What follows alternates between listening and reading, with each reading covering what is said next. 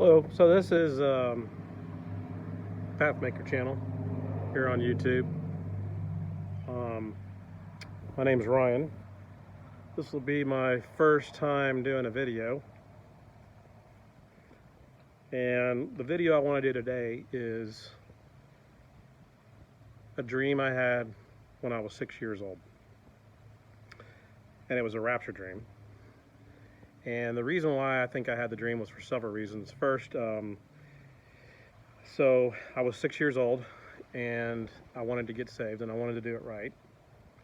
So I told my mom or my parents that I wanted the pastor to come over and that I wanted to say the prayer and do it the right way. And that was, I guess, the way I wanted to do it. So it was probably either like the springtime, maybe in the summer. I'm trying to remember. Seemed like that. And it was a Saturday afternoon, and I sat on the pastor's lap, and he led the prayer and explained to me what salvation was, and so I did that. Well, my mom, she didn't think I understood what that meant, or what salvation was, and was I just doing it for, something else, my own agenda or something, or did I really get saved? So she prayed, and she asked the Lord to show her. Well, that night I had a dream. And this is my dream. So we lived on a hill, and I had some steps going down in the front yard, and the street that I lived on, pretty much everybody on our side of the street was on a hill, and then everybody on the other side of the street was just flat ground. So we overlooked all the houses across the street. And my parents were standing on the front of the porch at the a landing at the top of the steps, and I was standing there with them. And it appeared to be like the springtime. It like a squall line, a storm had come in, and dark clouds were rolling in, and it appeared to be like a orangish kind of look in the sky. And my two brothers that I grew up with were in the front yard, and they were playing with one of those balls you get like at Kmart or Walmart.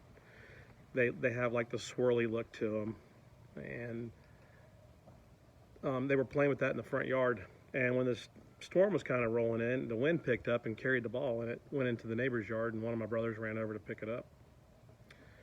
And about that same time, I looked up in the sky above the trees at the neighbor's house across the street, and I could see this silhouette of a really dark figure, and I knew it was satanic. I didn't know if it was, at the time, I didn't know if it was the Antichrist or if it was Satan or what, but I just knew it was demonic. And I looked down to the street, and we had a telephone pole, power pole, telephone pole at the street, and the grass was all green except this one spot in the yard near that power pole, and it was kind of yellowish color, like a burnt, or how Bermuda grass looks during the wintertime. And I knew I needed to go stand in that spot. So I ran down the steps, and I ran down the driveway, and my brothers passed me on the driveway and went up the steps and stood on the top landing with my parents. And I went and stood in the spot. Well, as soon as I stood in the spot, everything that was dark and the figure, the silhouette face that was in the sky, it went away. And from one end of the sky to the other end of the sky, I saw this, what appeared to be like a brilliant gold city, like heaven. And I knew that I had to run back up the driveway and up the steps to get back with my family on this landing. So I ran up the driveway, I ran up the steps, and just before my foot hit the landing, so my foot was on the last step and then the landing that they were on. And when my foot touched the landing, in an instant we were gone. And I remember, it was just, we were taken off and lifted up and being raptured. And I didn't even know what a rapture was at the time. I was 6, so it was all new to me. And for a split second, I stopped. And I remember looking back, and I could see the earth below, that we were a great distance away from the earth. And then I was just rushed again. And then when the next scene was, I was standing in heaven.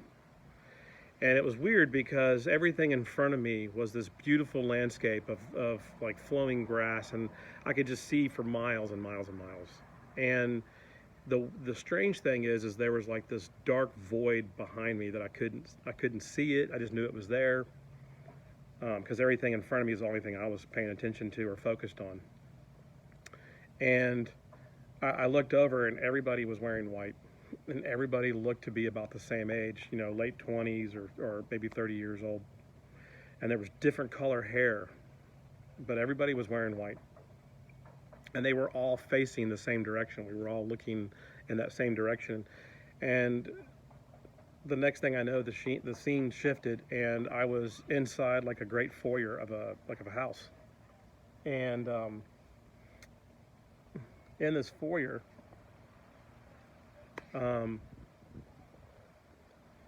there was a staircase that went up on both sides, and we were all, I wouldn't say crammed, but you know, there was a bunch of us standing in the foyer, and it was a huge foyer. I mean, it was a huge foyer of a big, large house. And at the top of the steps was this double doors, these white double doors of a room, and I didn't know what it was. And all of a sudden, the doors opened, and Jesus came out. And I knew it was Jesus because of what he was wearing, the white, and he had like a sash. And I could see the embroidered, like a gold embroidered type, really pretty embroidered on the wrist of the robe there, whatever he was wearing. And he stretched out his arms, and I could see the piercings in his like right at his hands and his wrist. And when he raised his hands up, he said, "Come, eat." And so the scene changed, and I was standing up in that room. And in that room, it was a great dining room. And you've probably seen some of these online. I've seen them on Facebook. I've seen them on YouTube. Other people have used them for thumbnail pictures of their videos. And it's a long table that has been, you know, seated. It has like the chairs on both sides, and the table setting is all there. All the silverware and the plates and the glasses, and even the flowers and the plants down the center of the table. And they were really nice chairs. I'd never seen a table and chairs like this. And at the other end of the table, it was a really long table. There was a brilliant, bright light, and I knew it was God at the other end of the table. And then that was the end of my dream, and I woke up. So the next morning I got up and was telling my mom about it. And I didn't know this, but she told me later on in life that, you know, that's what she had done. She had prayed and asked the Lord would show her that I understood what had happened. Well, to be honest, that was the foundation of my, if you want to call it Christianity, but I prefer to be believer. That's what my foundation was set on. My foundation was set on the hope of a rapture. My foundation was set on the fact that it was not only just a rapture, but it was a pre-trib rapture, because there was business as usual. You know, my brothers were playing in the front yard. I was standing on the front porch, and you know, we were just outside watching, you know, life go on, and a storm pass, and what seemed to be springtime. So all these years, and of course other dreams that I've had, I've dreamed about springtime. And my goal is to share more of these you know, dreams that I've had over the years, and I've got a few that I'm gonna record here briefly and try to upload as well, because I want this channel to be about salvation and giving people encouragement through dreams. And I've used it over the years. I haven't used this platform. I mean, I've used, you know, one-on-one talking to people. I've shared my dreams with many over the years. I mean, what would be now, you know, 41 plus years I've been sharing this dream, which, you know, kicked off, I guess, a life of dreaming, because I dream all the time. I have dreams after my dad passed and my grandparents and other things that have, God has used, dreams to speak to me or to encourage me and to also encourage other people. And so, I know time's short, and of course there's some other dreams that I had that are gonna, that probably reveals that.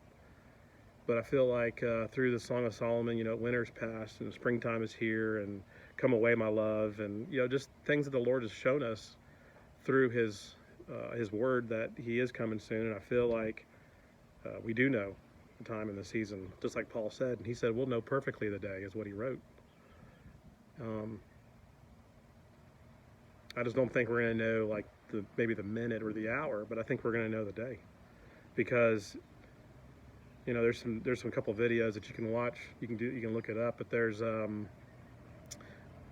scriptures where it showed that Jesus folded his face cloth, and it symbolized that he was coming back, and he was going to come back to finish with that meal. And the same thing applied, because Jesus said to his disciples that at the Last Supper that he wasn't going to drink from this cup. He wasn't going to have that meal again until we were together again in the kingdom. So to me, it's he's desiring to eat that meal with us again.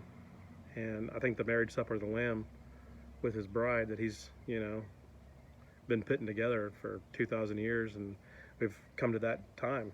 And on top of that, Israel turns 73 on the Gregorian calendar on May 14th. They turned 73, and Jesus said that everything would be fulfilled and this generation wouldn't pass.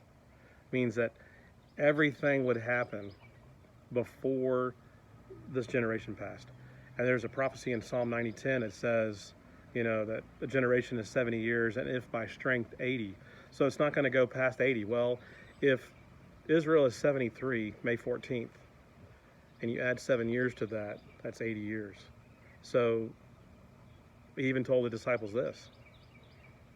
He said, they asked, how many times should you forgive? And he said 70 times 7. Well, 7 times 70 is 490 years, and their years of captivity would be 490 years. Well, it's only been 483 years, according to Daniel. So they got 7 years left of captivity, and that's the 7-year tribulation, because it's the time of Jacob's trouble. It's not the Gentile or the bride's trouble. It's Jacob's trouble. It's Israel. So that's where we're headed. And I probably talked long enough.